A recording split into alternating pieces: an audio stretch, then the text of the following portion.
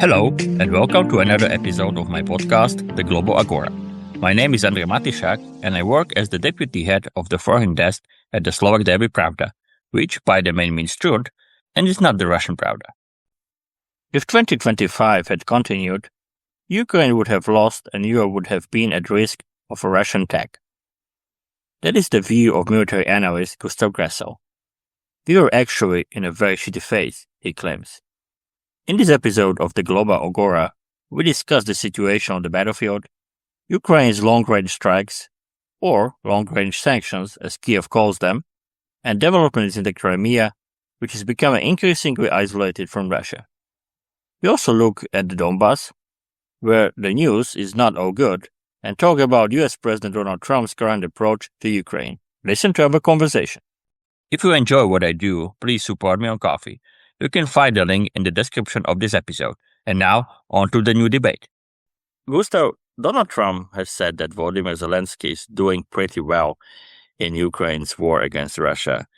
But before I ask what you think about this statement, I have a different but related question.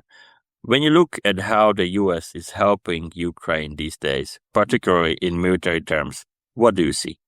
Yeah, well, it depends on what the definition of the US is, because the US, as the US government, I don't see much. There is some foreign military sales programs that have been approved. There is a very limited support, so donations that regard to F-16 spare parts and training. Otherwise, it's all Ukraine pays for it or the Europeans pay via Pearl. I still see a deprioritization of Ukraine in arms supplies. So Patriots are still first and foremost going to the US inventory, and then in the second line, they're going into the inventory of Trump's regional allies in the Gulf, and only then Europe and Ukraine is on the delivery list. The picture is different if you define US as sort of the whole of the United States, including private enterprises. So what do you mean by this? Private enterprises play a considerable role in Ukraine's defense modernization. That is not something that the Trump administration has particularly done or approved or conceived. That's basically a result of the early years of the war. So in 2022, in 2023, a lot of US companies invested in Ukraine. So first, Starlink was bought on a large scale by volunteers, and then European governments also purchased Starlink terminals for Ukraine. I think the Polish government is the biggest governmental customer of Starlink right now, with almost up to 10,000 Starlink terminals, which they continue to pay for Ukraine, despite of all the White Eagle order nonsense that is going on. And then, of course, companies, for example, Palantir, they made investments into Ukrainian companies that code and program combat information systems. At the time, Palantir was still sort of ramping up its contracts with the US military. This was all under the Biden administration, by the way. And they perceived that, like, going into Ukraine, testing some of their products, testing some of their ideas by basically buying up Ukrainian companies or investing in Ukrainian companies and let them try that. They got quite a large foothold into the lease companies that actually produce the Delta combat information system, which is by now probably the best combat information system on the planet and the most matured and the most battle-hardened. And that's why they invested it. These guys are investors and they're capitalists.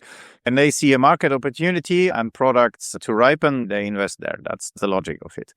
I personally have been to Ukraine at the time quite often, and I always try to report back that, Europeans in this critical first 2 years of the war, when all these investments and these partnerships that the Americans created happened, wrote back, guys, in Europe, we have to change our rules for foreign direct investment and for the security and sort of governmental policies of European investment banks and other banking, because they have implications for European investment climate and policies. So other banks, other insurance companies that have large monies to invest, and private companies, they are affected by the guidelines the European Investment Bank and other European large-scale institutions give. because it's hampering our investment in Ukraine and it is undercutting the competitiveness of the European defense sector. I don't know whether that's in the ECFR reports that were published, because usually Jeremy and Adam, they cut out all the juicy stuff that is actually really relevant from ECFR reports. But in the private reports I sent the EU Commission, I complained at length about that. Because in 2022, I even met German engineers, drone engineers, that were setting up a co-production of attack drones for Ukraine. At the time, they couldn't get EU money, so they basically got money from the UK and the US and Israel. Whatever they tried and then developed, the IP rights would fall with these companies that basically gave them the money to do that. And it's basically German ingenuity, German engineering and coding done in Ukraine, but it's now owned by Israelis and Americans. And I thought at the time that was a pretty stupid thing. But now we are basically in that world that had been created. The Americans, to some part, the Israelis and the Brits, they were the first and they were unhinged. And so they entered the market early and at a large scale. And in Europe, we're lagging behind, and we've seen all the results.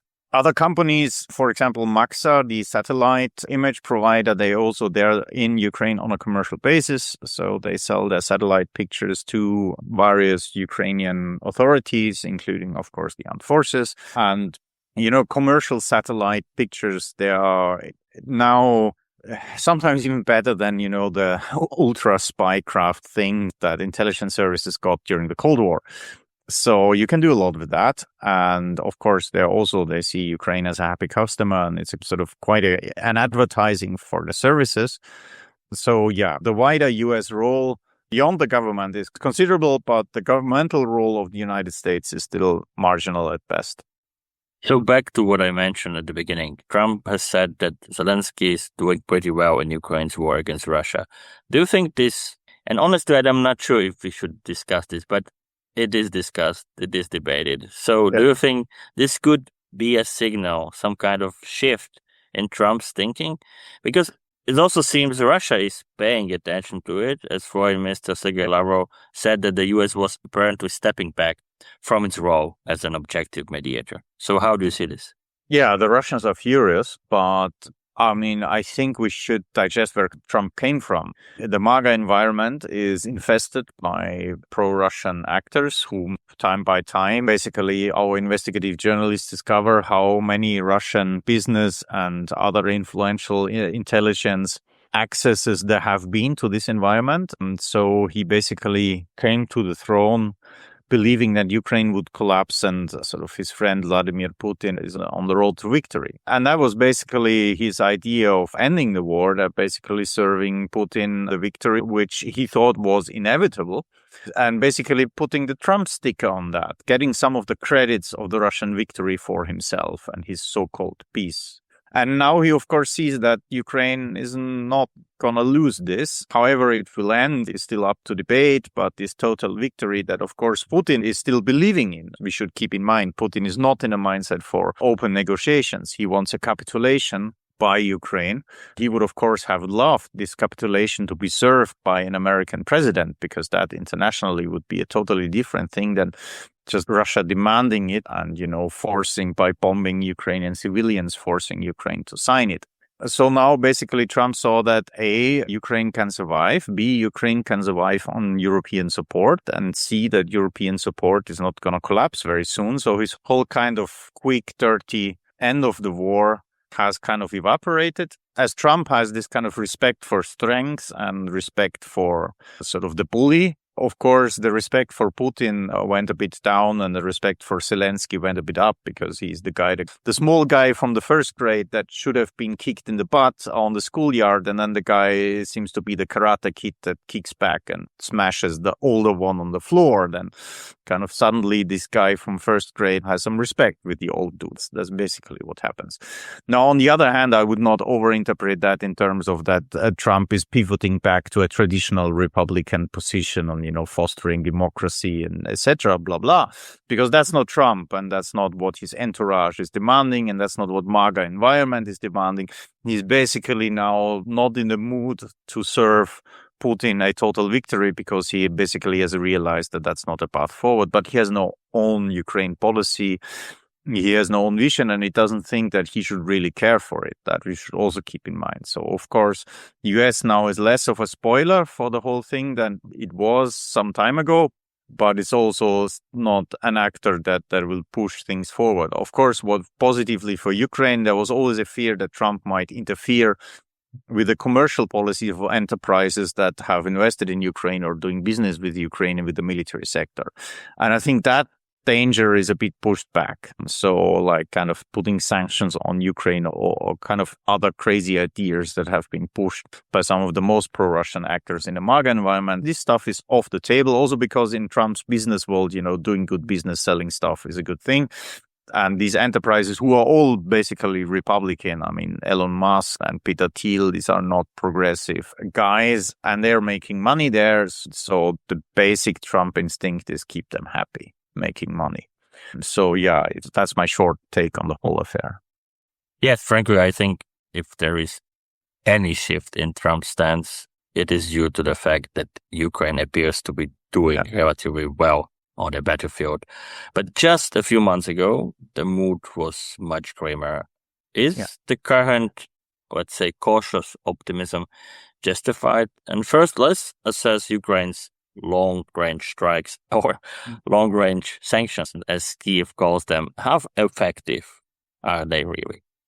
Starting with the long-range sanctions. So the long-range sanctions are kind of the result of successful mid-range sanctions to a large extent.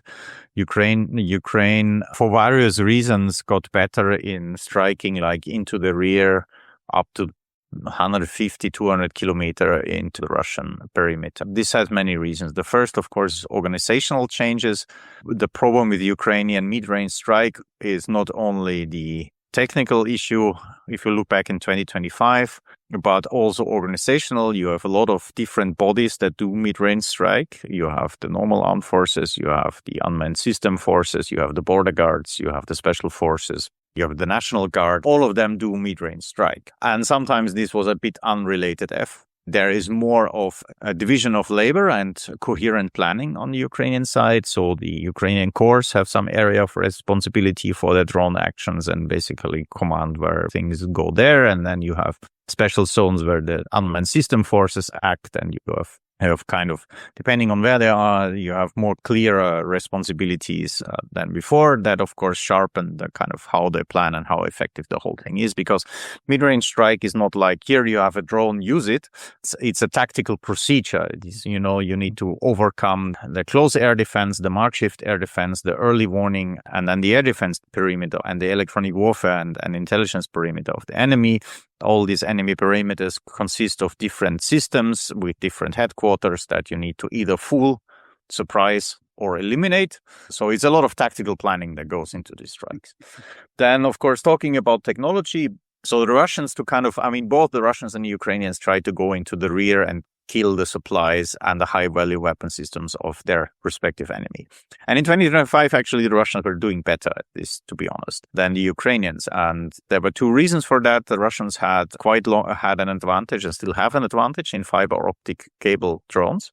And these were last year the most jamming resistant drones on the market. And on the front line, it was a very simple solution, and the Russians could scale up production quickly. And with the long spools, they could reach quite deep into the Ukrainian rear, and the Russians had Starlink-equipped mothership drones that helped them guide small drone swarms or FPV drones into the rear, and that could wreak havoc on Ukrainian supplies and reserves. Now, Starlink has been cut for the Russians, and Ukrainian counter development, which was much more complicated. And last year, Ukrainians were very frustrated that the Russians came up with such a simple solution, and they were all developing on these complicated AI-supported and AI navigation-guided drones that they were developing. So like the Hornet drones or the German HX2, etc. If you look back in 2025, there were a lot of failures technologically because it's much more complex to program the AI to reliably navigate, reliably hit targets once you mark them as like go for this kind of vehicle, etc. And there were a lot of developmental issues to be ironed out, also in terms of how to use that for then the operators to gain confidence in the whole thing.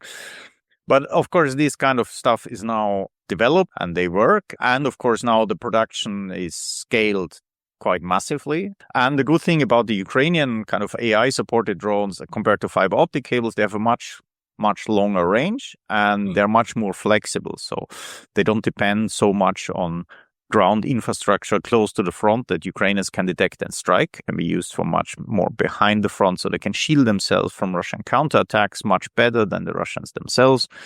And now, of course, Ukrainians have a huge advantage. So that's the technical side of the affairs, why the mid-range strike happened. And the mid-range strike, the big effect is like a huge, especially starting from like late January right up to now, large elimination of air defense systems. Because Russia geography was always an advantage for Russia, that Russia is huge. Now it's a disadvantage because in this huge geography, you can't protect sort of every important industrial plant, every important oil and gas processing facility with sufficient and dense air defense networks and defensive perimeters. It's just basically numerically impossible. So the Russians had an air defense perimeter around Ukraine. Basically, it's up to 300 kilometers to the rear that there is a dense network of air defense systems, and they shoot down most of the drones. And in 2025, actually, very few drones exited Ukraine properly. So from friends within Ukrainian military, I heard that these are the drones that struck Moscow a week ago in these spectacular attack drones that last year, a drone is old. So last year, more than 90% of the Luti drones were shot down in the air defense belt. Now, of course, much fewer, because the mid-range strike has eliminated many of the air defense systems. And now, of course, Ukrainians can go out and if you have more than half of your drones actually reaching their targets, it's a very different piece of cake than just 10% of your drones reaching the target. And the kind of havoc you create with that is a totally different one. This is basically now how we are and how this affected Russians. And the other problem is, Russian air defense, the quality of the system, of the Russian air defense systems is sometimes very meager, to be honest, especially against drones. If you compare, for example, the old venerable German Gepard, which does very well against drones, thus far, they were first delivered in, I think, somewhere in autumn 2022. I was in September in Odessa, and there were already Gepards there. So late autumn 2022, and up till now, actually only one Gepard was lost to drones. If you compare that to Pantsir system, how many Pantsirs are lost to drones? It's like myriad. The Russians always made up for the lacking quality of their systems by increase the quantity. Just have a lot of Pantsirs around an object or in the air defense belt. And yes, you will sacrifice some of them, but others will shoot down the drones. The problem now with the high losses they have taken and the time it needs to build these systems, they have a qualitative disadvantage and now they have a quantitative disadvantage, because they're kind of making up for a bad air defense system by just stuffing a lot of them around a defensive perimeter. Doesn't work anymore if you have too few. And so the problem spiral is starting to really spin on the Russian side. So can Ukraine sustain or even increase the pace of these strikes? It's very likely that it will actually increase the pace. We have seen Moscow strikes, and now Russia is concentrating basically its air defense assets around Moscow and around the Kerch Bridge. And that, of course, these air defense systems, again, they are pulled away from other systems that Ukraine is free to strike. And that will open up other opportunities for Ukraine to go after Russian strategic industries. And so not only oil and gas, for Ukraine is also very important to kind of erode the Russian defense industry, especially cruise missile producing industry, because Ukraine does not get sufficient Patriots and other air defense missiles for the winter campaign. So if they don't kill a sizable portion of the Russian production of these kind of weapon systems, they will have a very hard winter.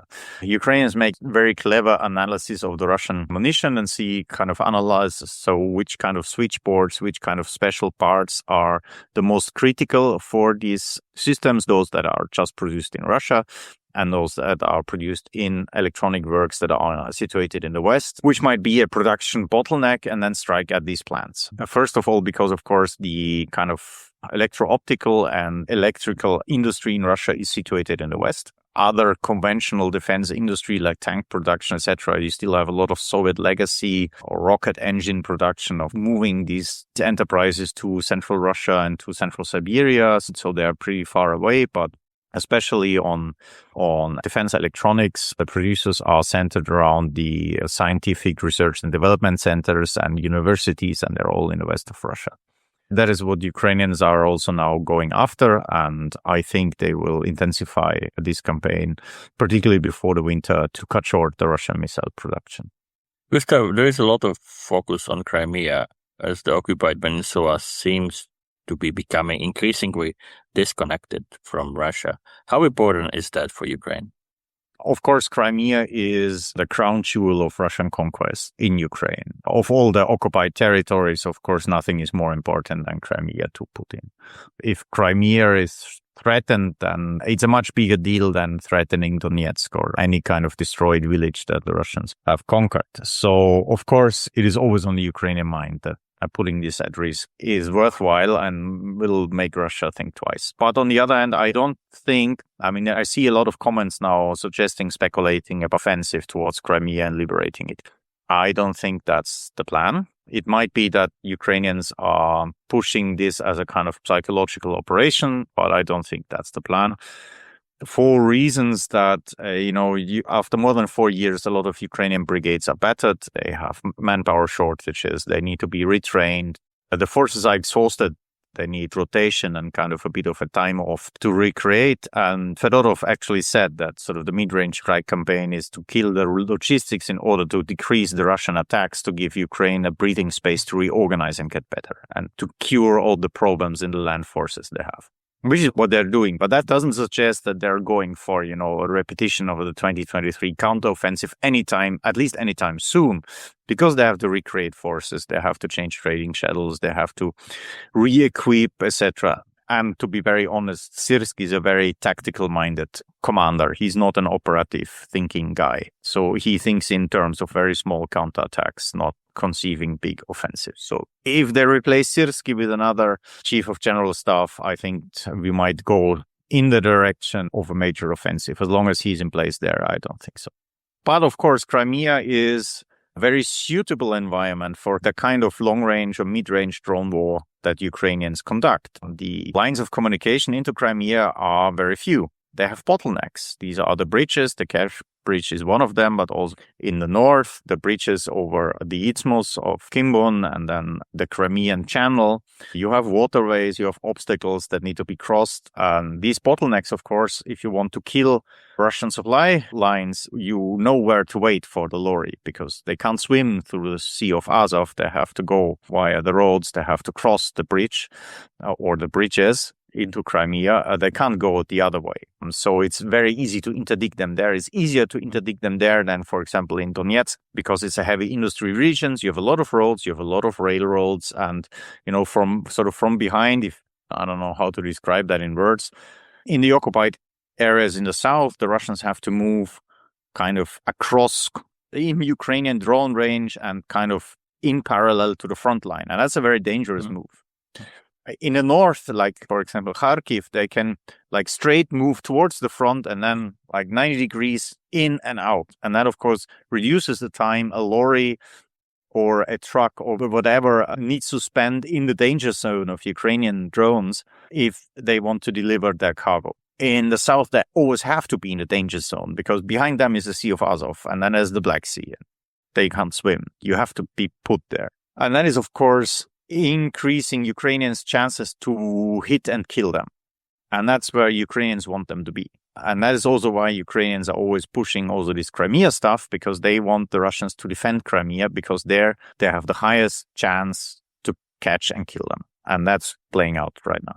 Gustav, one last thing, and I don't want to finish on a negative note, but Russia is pushing into Konstantinivka, the Kiev Independence Road. Russian forces are bucking the trend of offensive stagnation across the rest of the front line and making real headway into the heart of Ukrainian-controlled Donbass, into the Donbass fortress belt. How serious is this for Ukraine? Well, Konstantinivka is basically at the stage where it's about to fall.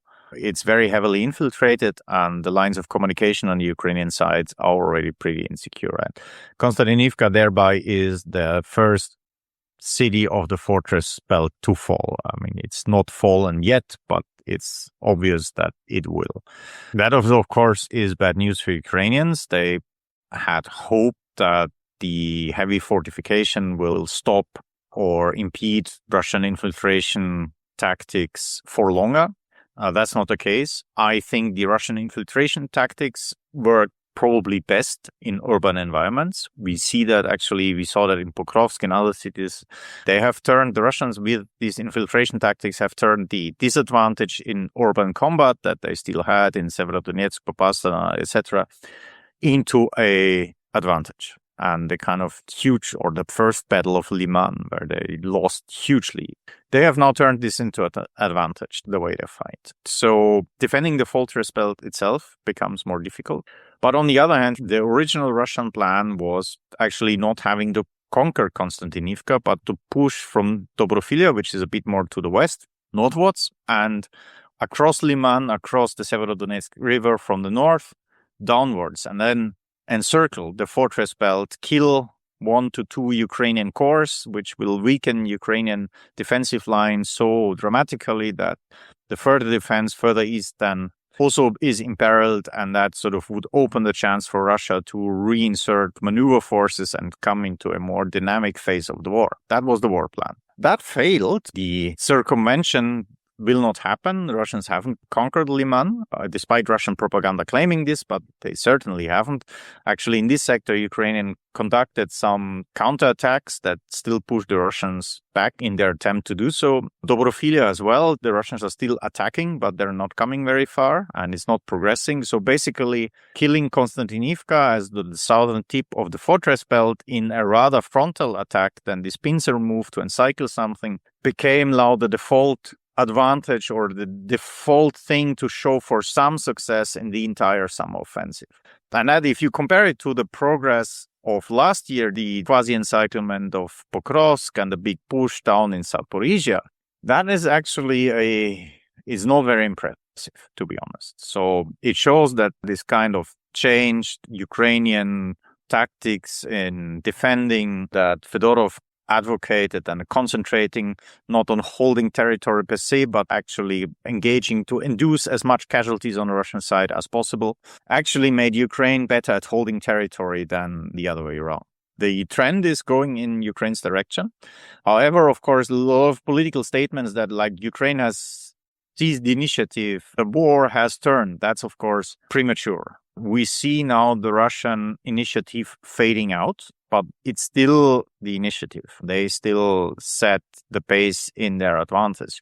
We see that the return of investment in Russian offensives is diminishing because they still pull heavy resources into these offensives, and they are delivering lesser and lesser results. They're still delivering results. There is still progress, but it's not, is the trend in this continuing is not speaking in favor of Putin's vision for victory. Of course, we need to stick by Ukraine and kind of work along the road to steadily improve their armed forces and degrade the Russian armed forces. But in the West, I know we long for good news, but it's not victory yet. We now see a more probable road towards it, and that's the difference to last year. Last year, if you like 2025, if 2025 would have continued the way it was into 2026 and then 2027, Ukraine at the end would have lost. Now, if you kind of follow the trend, Ukraine doesn't lose. But of course, it needs a constant work and effort to continue the trend. The Russians will adapt. The Russians are trying to adapt, by the way. They're trying to change, especially in drone warfare, some of the tactics they try to learn from Ukraine. So, Ukraine needs to continue this path of faster adaptation and expansion of its drone warfare and tactical adaptation. Then we are on a good path, but it's still a long way ahead. Last year, 2025, I was enormously pessimistic about European security because we saw where the Trump administration came from. We saw back then that they had absolutely zero interest in defending Europe. Trump became very aggressive then on Greenland and on other demands against the Europeans. And there was a lot of potential for the US cooperating with Russia to coerce Europe into a bad situation. The second thing is the Russians in 2025, they were still making progress if they would have decided, okay, we have a ceasefire, a strategic ceasefire with the Trump administration and a withdrawal of Americans from their commitments to NATO, and we freeze the front and we don't attack anymore because that attacking on the Russian side is causing the resources. We hide behind a lot of mines and defensive positions like in 2023 that are deep. Back then the Russian army in Ukraine was like 750,000 men, and they would sort of the minimum defensive posture along the front line would have probably been 300,000, 250 to 300,000, with a lot of drones and a lot of firepower and a lot of mines. They would have had roughly 500,000 soldiers that they could immediately switch around and attack Europe. And back then, these soldiers employed about 4,000 FPV drones a day. So not something that NATO was very prepared in their way of fighting to cope with. So we were actually in a very shitty phase. And if Ukraine would have continued this downward spiral, the chance of war in Europe was really, really high. Now we are in a much better position. First of all, Ukrainian are not only holding, in some parts they're pushing back. And if the Russians would ease the front and kind of fall back in defensive lines, the demand for manpower and drone power to hold the lines for the Russians to defend against these much improved Ukrainian armed forces is much higher. So you don't have this kind of possibility of the Russians to pull out large formations and throw them into the Baltic countries because now we have Donald on our side. Haha. That's not the case anymore. They could create some forces for some minor operations, but they couldn't sustain it then. This was another episode of my podcast, The Global Agora. Subscribe and listen on Spotify, Apple Podcasts, and other platforms. If you enjoy what I do, please support me on Ko-fi. The link is in the episode description. Thank you for listening and stay tuned.